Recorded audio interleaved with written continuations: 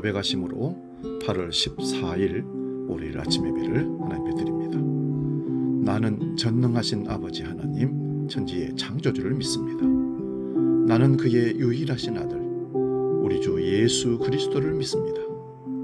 그는 성령으로 잉태되어 동정녀 마리아에게서 나시고 본디오 빌라도에게 고난을 받아 십자가에 못 박혀 죽으시고 장사된 지 사흘 만에 죽은 자 가운데서 다시 살아나셨으며 하늘에 오르시어 전능하신 아버지 하나님 우편에 앉아 계시다가 거기로부터 살아있는 자와 죽은 자를 심판하러 오십니다. 나는 성령을 믿으며 거룩한 공교회와 성도의 교제와 죄를 용서받는 것과 몸의 부활과 영생을 믿습니다. 아멘.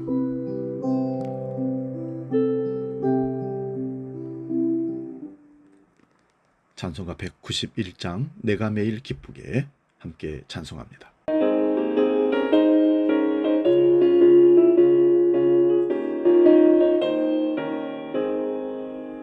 내가 매일 기쁘게 술래의 길에 가면 주의 팔이 나를 안보하리요. 내가 주의 큰 복을 받는 참된 비결은 주의 영이 함께함이라. 성령이 계시네 할렐루야 함께하시네. 좁은 길을 걸으며 기뻐하는 것 주의 영이 함께함이라.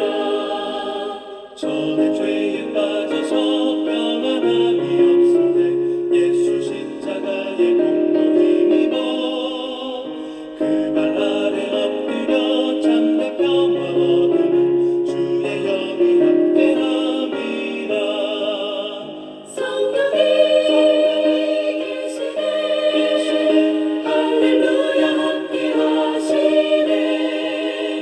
좁은 길을 걸으며 밤에 기뻐하는 것 주의 영이 함께함이라.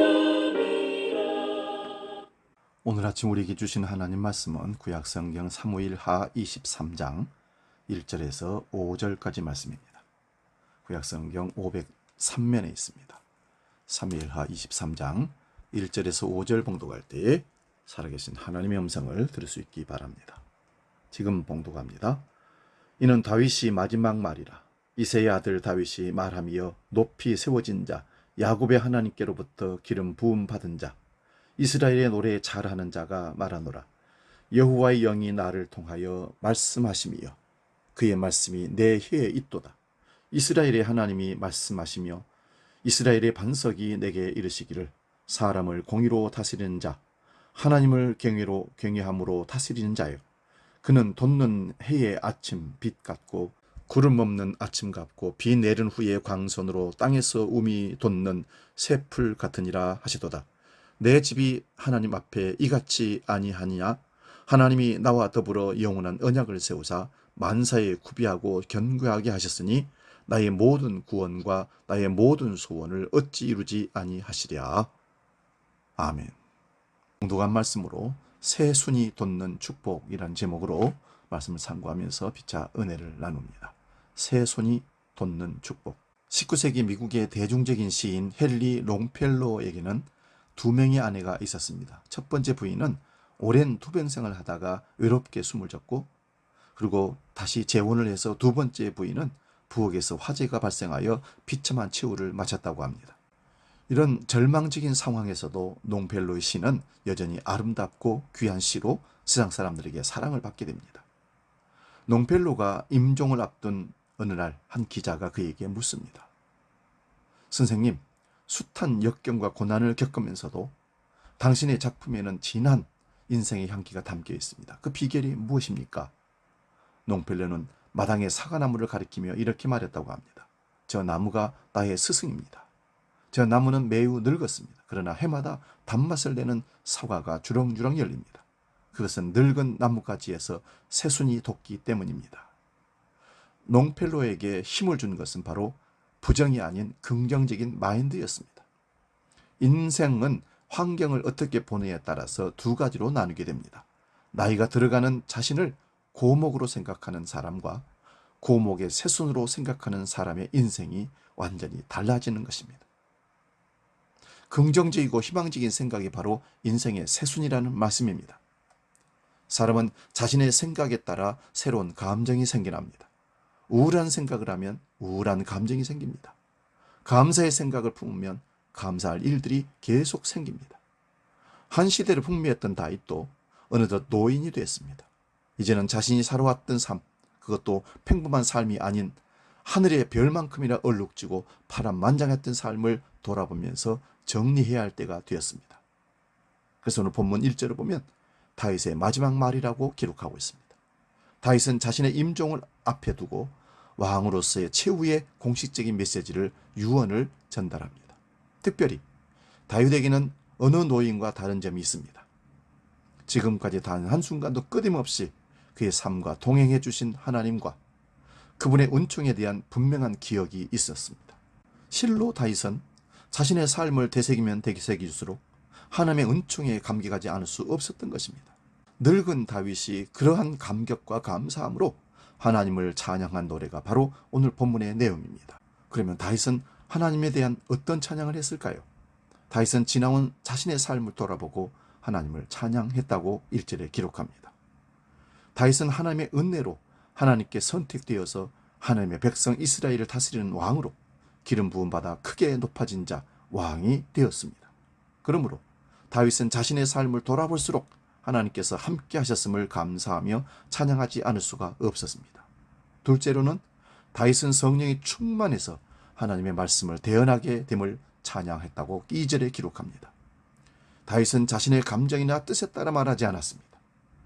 성령님은 특별히 다윗을 통해 말씀하셨습니다. 다윗은 자신의 찬양이 사사로운 자신의 생각으로 노래한 것이 아니라 하나님의 성령에 감동해서 찬양했다는 것을 밝히고 있습니다. 세 번째는 다윗은 하나님께서 축복해 주실 것을 믿고 찬양했다는 것입니다.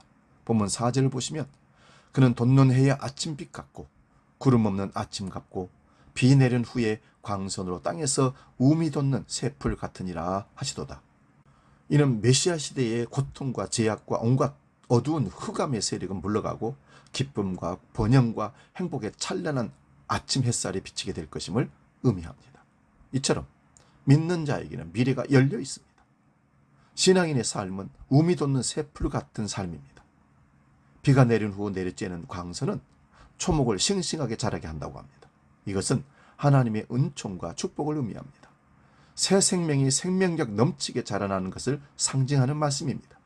이렇게 볼 때 우미 돋는 새풀은 구원의 사역의 열매를 의미합니다. 가정과 교회 사이에 크고 작은 일들이 있었지만 믿음의 생명만 있다면 비가 온 후에 우미 돋는 새풀처럼 태양을 향해 얼굴을 들고 서게 될 때가 올 것입니다. 오늘 다윗의 찬양과 고백같이 저와 여러분의 가정과 교회에 땅에 우미 돋는 새풀같이 하나님의 사랑과 은혜, 축복과 소망이 넘쳐나기를 주의 이름으로 축원드립니다. 기도하겠습니다. 고목나무에 싹이 피어서 꽃을 맺듯이 열매를 맺듯이 하나님 우리 삶에 새손이 돋는 놀라운 축복을 누리게 하여 주시옵소서. 새순은 새로운 역사의 시작입니다. 그 새로운 시작을 통해서 하나님의 놀란 하늘의 꽃을 피게 하시고 하나님이 찾는 성령의 열매를 맺혀가는 우리 삶이 되게 하여 주시옵소서. 주기도로 함께 기도합니다. 하늘에 계신 우리 아버지, 아버지의 이름을 거룩하게 하시며 아버지의 나라가 오게 하시며 아버지의 뜻이 하늘에서와 같이 땅에서도 이루어지게 하소서. 오늘 우리에게 일용할 양식을 주시고 우리가 우리에게 잘못한 사람을 용서하여 준 것 같이 우리 죄를 용서하여 주시고 우리를 시험에 빠지지 않게 하시고 악에서 구하소서. 나라와 권능과 영광이 영원히 아버지의 것입니다. 아멘.